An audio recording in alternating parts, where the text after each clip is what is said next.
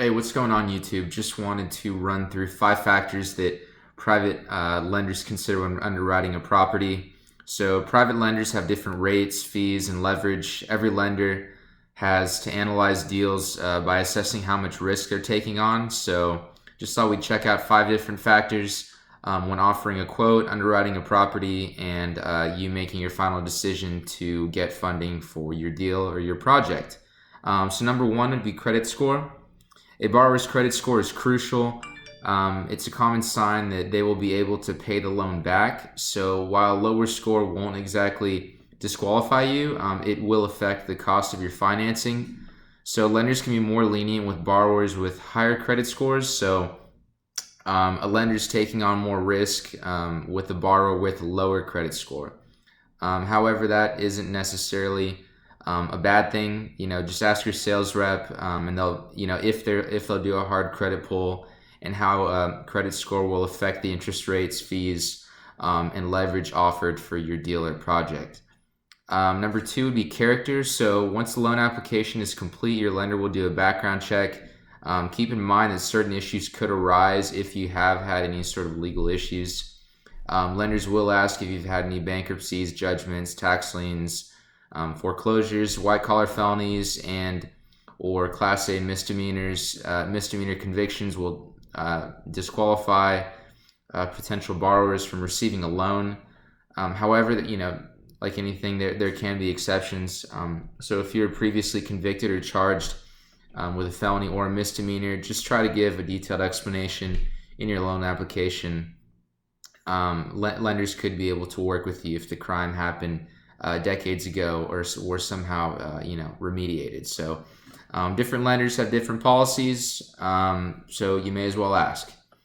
Number three, credentials. Potential borrowers' real estate experience could affect the rates, points, cost, and types of loans offered. So for example, kind of common sense here, but a builder with 20 years of experience would probably be able to get a lower interest rate financing for multiple townhome condos compared to a first-time flipper who's doing a small flip and needs $15,000 worth of rehab costs. So the big difference here is risk. Not only those years of experience, but just the risk that the lender's taking on. Lenders are more comfortable giving a better interest rate to an experienced candidate. So once you get more deals done, lenders can generally be more flexible and would be more comfortable in giving you that lower interest rate that they would give to a 20-year building veteran.